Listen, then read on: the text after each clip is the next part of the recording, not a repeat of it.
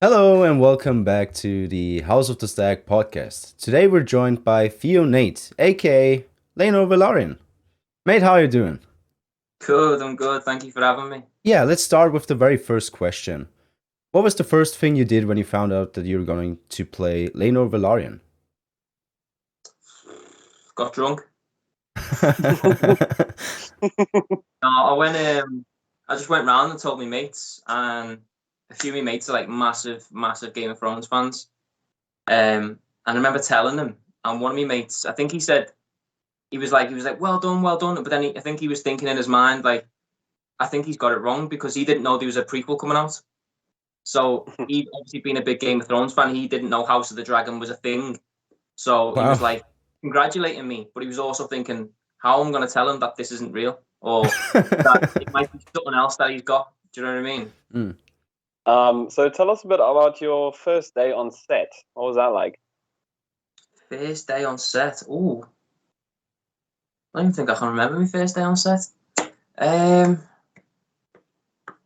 Oh, when I got my wig and getting the wig and stuff done. And well, the thing was, the first actual shooting day, I'd seen like the set and stuff before that, and I'd met a few people.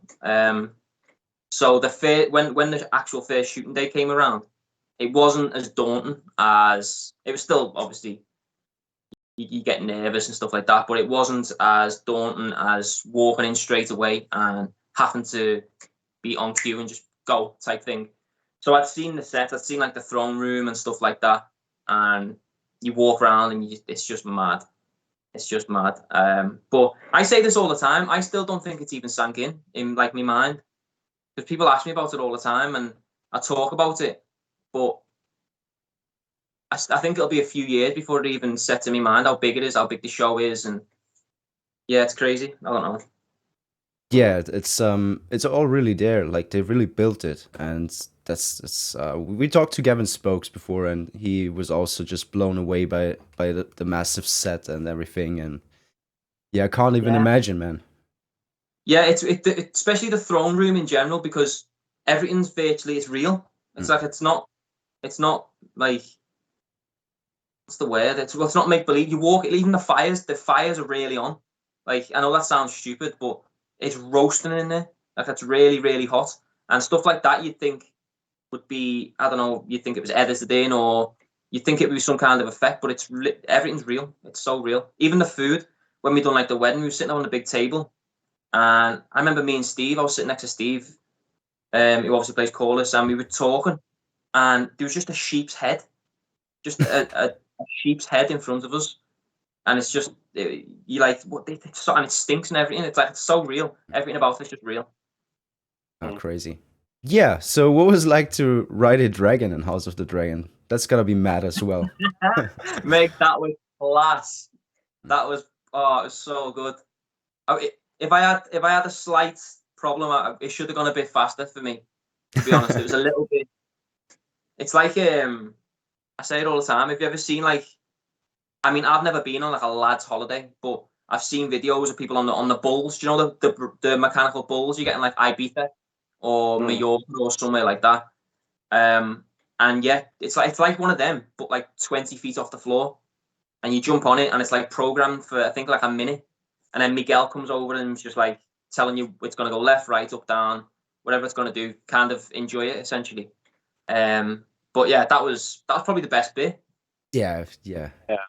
So Also, I think your character has like I think a lot of the dragon riding scenes might be more serious, but your Laenor is obviously he's having fun. He's enjoying it. Yeah, mate. Yeah, he loves war. That's his thing. Like mm, he loves war, and that was one of the Hmm. notes Miguel gave me. Actually, I remember him saying to me before we'd done like the second or third take. He was like, "Laenor loves war. This is what he's about." So like when you're up there and you're riding around, just enjoy it. And yeah, Hmm. we seen the final product. It was amazing. yeah, speaking about the final product, what was your reaction when you saw the final product, when you saw yourself on Seasmoke?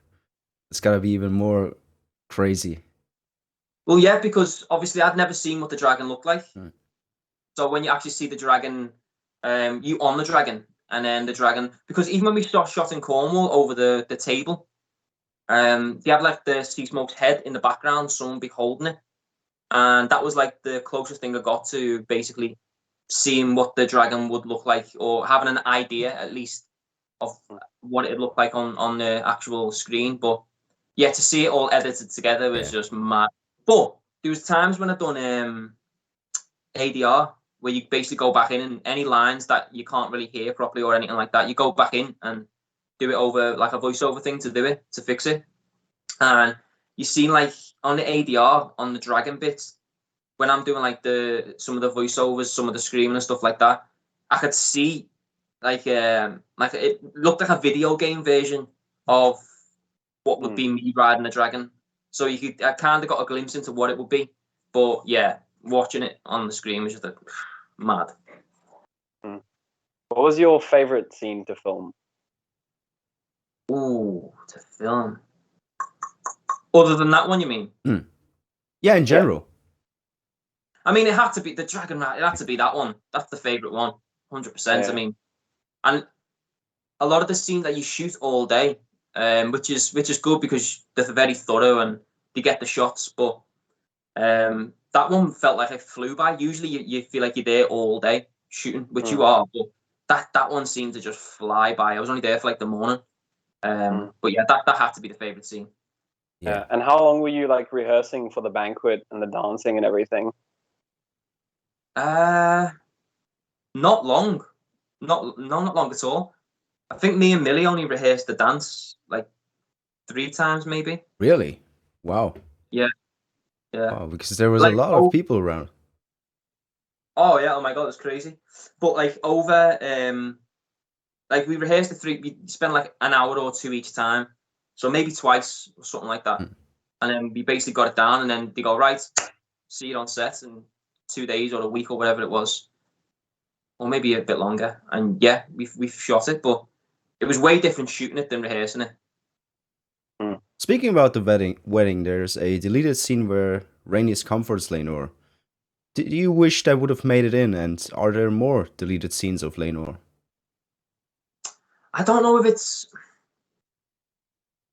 you can say deleted scene. It's like, I suppose it is, but it's all one shot. Do you know what I mean? So it's basically bits of chopped out, but the scene's still there. Yeah, well, you always want all of it in, but the episode before that was long.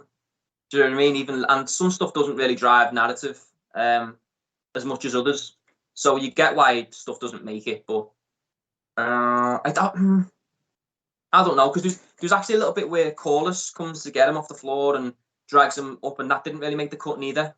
But you never know, because I've found there's some stuff where I go, oh, I wish that would have been in, or maybe we could have done that. You find if it would have been in, it would have had, it's like a domino effect. A certain character would have been portrayed differently, or do you know what I'm trying to say? Like, if certain moments that you think are just innocent and should make it in have a greater effect in the storyline further down the line, or an audience goes, I like them because of that, and it's a bit hard to I don't know what the word is, but yeah, it's like a knock-on effect. So some stuff you want in, but it's better if it doesn't make it, really. Yeah, you also shared a little bit of training footage with you and a sword. Is there a deleted scene where you fight at the Stepstones as well? Not on top of the dragon? No, that was essentially when the king comes to Driftmark to basically say, I want my daughter to marry your son. Okay. Me and Solly, who played Joffrey, we were sword fighting in the background, basically on his entrance. So again, that was another thing. Like, it would have been cool to see it, but it wasn't important. So obviously there's a 10-year time jump in House of the Dragon. Do you think there's anything that you would have liked to explore in those 10 years with Laenor? I don't know. I think then again, the series would have been fucking 6 months long. I don't know. Yeah, there's the stuff where you look at and you think, how did he get to be so? Because obviously you see him broken at the end of episode 5, but then the man you meet in episode 6, 7, whatever episode it is, that he comes back in, is completely different. He's gone through so much. So yeah, there's elements that you could explore, like how did he I don't know, did he try and fight back in any way, rebel against whatever was going on? But I don't think it's that important, really. Do you have any funny stories from set? Funny stories. I don't know if it's a funny story. I've got stories from Cornwall. We went to Cornwall to film, and me and Solly were rehearsing the scene on the beach with Claire Kilner, the director, who was just amazing. But yeah, us three and I think someone else was up and basically rehearsing the scene. This was the day before we shot, I think it was, or maybe 2 days before. So it was roasting, like it was middle of summer. So we'd finished rehearsing. We rehearsed like an hour or so. And then Milly, I had to do the second scene with Milly, the one we're walking on the beach and basically saying how we're going to get through this marriage type thing. But obviously, because Milly had to rehearse with me second, she had basically the morning free. So me and Solly had finished rehearsing, and then we come down and we're like, "Where's Milly gone?" And we were looking for it, and then Claire went, "I think she's gone swimming." Like, what? And like, you see people swimming and stuff. Like, she's gone swimming. She's like, "Yeah." So we turned around and we had to go and get her because she's like, "Get her. We need to go and rehearse." So then we looked over and I'm thinking, I can't see her anywhere. Next thing, we just seen her body flying in and onto the water like the diving off the wave. And I was like, what? So we all went and dived in the water, and we're just swimming it for ages. But yeah, I don't think there's any funny scenes, but that's always one that comes in my mind, in your memory. Yeah. So the next question is kind of what you just answered. I mean, it's what's your fondest memory, but I suppose that's kind of the same thing, right? So would you say that you've like learned anything significant on set from this production? You know, whether it be just in general or from another actor or something like that. Yeah. I remember, and I don't even reckon he'll remember this, because this was only my second TV job, but my first one was very, very brief, like a really small role, in Time with Sean Bean, and this one was obviously a lot bigger. But there was a time on the second or third day, and my first day on set, actual shooting day, was when the Velaryons walk into the wedding. So that entrance was my first actual shooting day. And then we shot the wedding for 2 weeks. And I think at like the end of day 3, I remember being there and because you'd have an idea of what you want to do with your character, what you think you can achieve, so all that type of stuff. But then when you get there and you see the scale of the set and everything, all that prep just goes out the window completely. Because I think I got the job in March 2021, and then I didn't start filming until August, I think, actually. So there's things like 5-6 month gap in between when I got the job to filming. So you spend that time prepping in any way you can, reading what you can, but then you turn up to set and you think, right, yeah, I'm ready. I'm ready to shoot. I know what I'm doing, and then you see the scale of it, and all that just goes gone. So I think that there was one moment after like day 3 of shooting the wedding, and we had a break for something. I can't remember what it was. And I went outside, and I remember I sat down on like this piece of concrete, and I remember being there just like, oh my God. Like, I don't know how to explain the feeling. I was just like, this is way bigger than I thought it was. Like, just the scale of the show. It's so hard to explain. But I sat down, and everyone else had gone straight in to get like water and stuff like that. So I was sitting outside. I think I was on my own. And next thing, Matt Smith come out. And he come out, and he sat down next to me on the curb that I was sitting on. And we were sitting there, and literally he went, "You're right." And I sat down, like 10 seconds had gone by, and none of us had spoke. We were just sitting there, just like, because I think maybe he found it like he's done Doctor Who and stuff like that, so maybe he wasn't too overwhelmed. But for me, they'd all been filming for like 6 months already, I think, or something like that when I got there. So yeah, I sat down, and he sat next to me, and it was like 5-10 seconds, and none of us said anything. And then he just looked at me and went, "How are you finding it?" And I said, "It's like, I feel like I'm lost half the time." And he just went, "Yeah." He said, "I feel like that too, but you've just got to carve your way through it." And that sounds so small. And then the moment was gone. He walked away, and Matt was great with me. Like, I love Matt. But that moment sticks in my mind because the fact that he's done like The Crown, Doctor Who, just loads of big stuff, and even he was sitting there, he was like, "Yeah, you just got to carve your way through it," and basically walked off. And I was like, that. It may not sound big, but to me it was massive because in your mind you think no one even know, everyone else is getting on with it and they know what they're doing. But I'm here like feeling like I don't know what I'm doing. But to know he was feeling maybe something similar, and that's not really advice, but it is a lot of advice, or it was the right thing I needed to hear at the time. So hopefully, without rambling on, but hopefully you know what I mean. No, that's all good, man. It's good. The next question kind of goes into the same direction. How did you prepare yourself? Oh, we're reaching the fan questions, by the way. This one is from Chaircat. How do you prepare yourself for the heartbreaking scene in episode 5? How does it feel to know you're a part of something this big? How do I prepare myself? I practiced literally in my bedroom for months, because it's that type of thing. Obviously, you train, and I trained as an actor in drama school. This is my second role out of once I've graduated. So I just practiced that scene over and over and over to the point where I could just do it constantly. And I mean, I always knew I could do it, but you don't want to.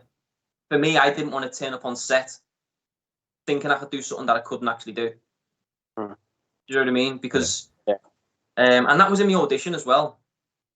Not the physical audition, but me Skype call with Kate, the casting director. After basically I'd got for like a few rounds of auditions, she basically asked me how was I with emotional scenes and stuff like that.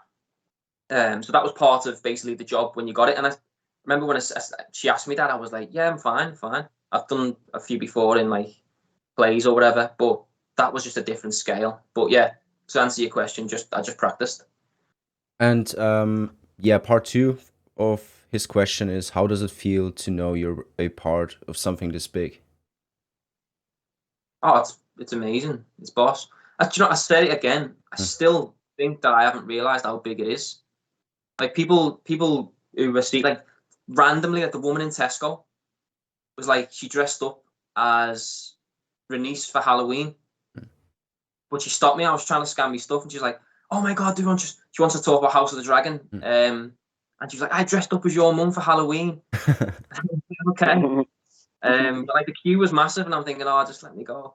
But yeah, stuff like that is just never gets old, and it's amazing. It's boss. I love it. So this question is from Omkar. What was your reaction when you first read the scene of Joffrey's death? I don't know, I don't know. I don't know if it was something that I had like a huge reaction to. Obviously, it's Game of Thrones. Someone always dies. Do you know what I mean? So I was a fan of the original series anyway. So the actual reaction. Oh yeah, I got told about it in the audition before I even was cast. So I got told that his lover dies and there's this emotional scene. And again, that's what Kate said to me. It was like, "How are you with scenes of this nature? And do you think you could do it?" So yeah, I got told, and I say I didn't get the script until 3-4 months later after that point. So I knew it was coming. Yeah. The next one is from Jesus V. How do you compare your version of Laenor to John Macmillan's version of Laenor? I don't, to be honest. I don't. To be honest, I think it's one of them things you can't, because we didn't speak. I've met John a few times after it, but before, when I was shooting, I only met John once by accident in the canteen. And he was with Emma, and they were all in costume, and they were about to go and shoot a scene. And I'd come in for like a costume fitting or something like that. And I think it was Emma who said to John, like, "Isn't that's you?" Oh, I'm putting that type, and then called me over, and we were just chatting. But yeah, we didn't really chat about it or anything like that. But I don't really see it as a comparing thing. In my mind, it feels like 2 different seasons in one. Almost like episode 1 to 5 is one season, and then 5 to 10 feels like a different season, if that, or 6 to 10. Sorry, feels like a different thing. Definitely. So yeah, I don't even think about it.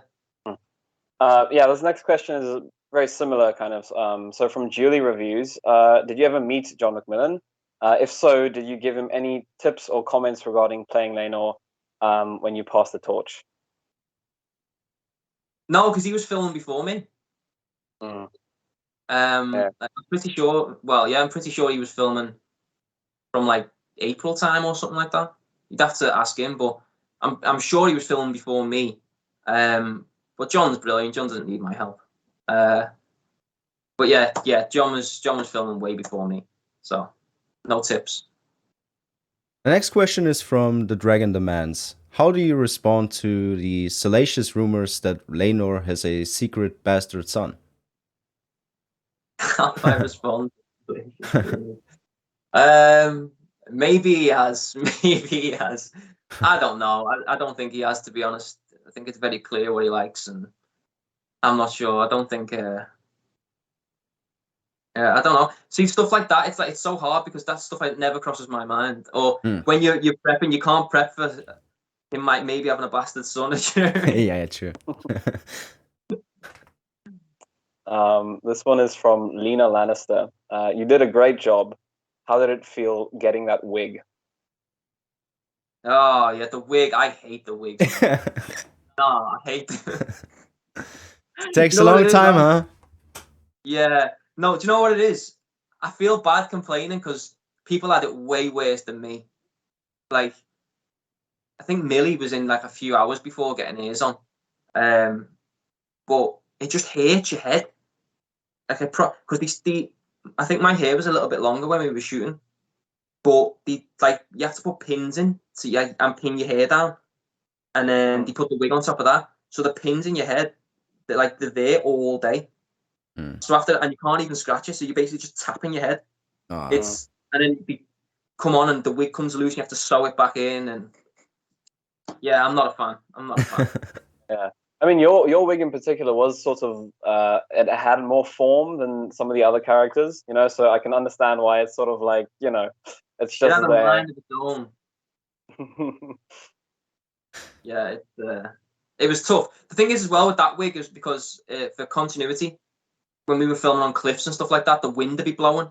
So you'd shoot one scene, and then hair and makeup, Heather would have to come run over and stitch it back in, and I don't know, it was chaos.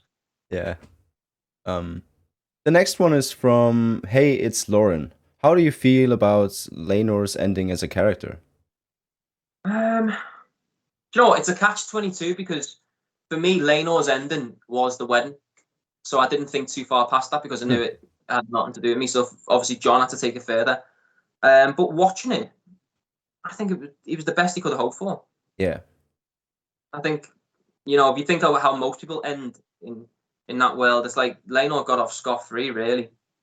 Kind of gets to go and do what he wants. And yeah, I think that there's no other version I can think of where he gets a better deal than what he got. This one is from Ironblood. What made you audition for the show? And would you come back for flashbacks? What made me audition for the show? Well, do you know what? The mad thing is, because I didn't know what the show was, because it was called Red Gun. Yeah. So you don't really know what you're auditioning for. So it's just a general audition. And obviously I'm an actor, so that's what I do. But yeah, once you get the role, it's different. And the further you go in the audition process, I remember getting like inklings of it could be this, it could be that, and then you go, oh my god, it's like Game of Thrones, and then it's like, wow. But would I be down for flashbacks? Why not? I'm not sure they get flashbacks of Laenor's character, but if they are, hit me up. Yeah, let's make a whole separate show out of it, of the 10-year time skip. That would be dope. Imagine. Need a better wig. Yeah, the next one is from Charlotte. What was it like to film a scene that is as crowded as the wedding scene? We kind of went into it, but yeah, do you know what? That was a bit mad because I'm gonna say if you remember, but you weren't there. that time was like peak COVID, or maybe not peak, but around maybe a little bit after that. So essentially, I remember going from just being in the house with like seeing one other person a day to being on set and there's loads of people there. Yeah. And it was a weird thing. But then shooting the wedding was surreal in itself because it's in many ways like I came up on theatre. I've done theatre for like almost 10 years now. Before drama school and then obviously through drama school and stuff. So yeah, I've done theatre in front of a lot of people, and that's what it kind of felt like. Even with the crew, because I'm not sure how many people are in the crew, but it feels like about 100, maybe more. So if you think of the crew, obviously the extras and then the cast, it felt like there was about 200 people in the room at one time, and then they're all watching you do this one scene.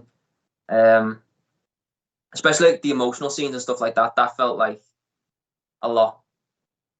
Have I answered the question? What was the question? Yeah, you answered the question. It was just what it felt like doing that scene. Yeah, it felt like theatre. It felt like theatre with a camera in your face, if that makes sense.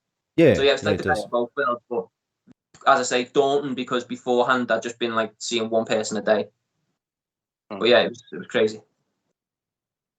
This question is from Raffaello Sense. Did you have a method into understanding the character of Laenor more? Did I have a method into understanding the character of Laenor more? No, just a script. Just a script. That's what I use. I use a script on any job, really, whether it's theatre or film. The script's your Bible. That's where it is. Everything in there.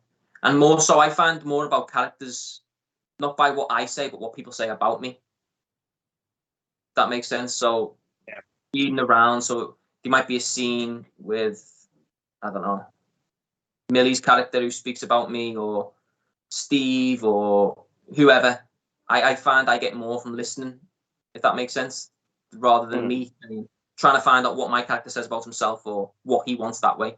So yeah, just the script. I got sent episode 3, 4, and 5, I think, and I wasn't in 4, but there was still dialogue in there that Paddy and might have been Gavin had, essentially, when Gavin's basically saying she should marry Laenor. Yeah. Little bits in there that you can grab from that, and you think, well, if he's suggesting Laenor, maybe Laenor is, he people know he's a good warrior, they know he's a good man. So there's stuff like that you can just pick and pull from. Next one is from Drokaris Gaming. Were you surprised by the final product of Seasmoke? And were you aware that the dragon would resemble Daenerys' dragons from Game of Thrones? No, I weren't aware of that. The second part of the question. Was I surprised? Surprised in what way? She didn't really go into that. I guess just by the sheer size of that thing. And yeah, well, I don't know, because with the dragons, you never really know what to expect because they're all different. So obviously you might read a little bit of this color, the silver, the red, but you never know what's actually going to turn up, because even when I said before about getting to see glimpses on like the video version on ADR, it didn't look like the one that made the screen. So yes and no, you're surprised, but you expect to be surprised, if that makes sense. Yeah. Yeah. This one is from Killian Theo. Do you know about Seasmoke's fate? Do I know about Seasmoke's fate? I know he ends up with, I think down the line, he ends up with, well, this is in the books, I think, Adam of Hull, is it? Yeah. Yeah. But other than that, no, I don't. But hopefully he's happy. He's soaring in the sky somewhere, Yeah. Other than that, for a time. Yeah. Well, that is all we have for today. Thank you so much for joining us, Theo. Wish you nothing but the best for the future, man. And yeah, maybe we'll see you in that show, in that 10-year time skip show that we just made up. Let's do it. Start a petition, change.org. Let's go. Alright. Thank you guys for watching. Take care and see us later.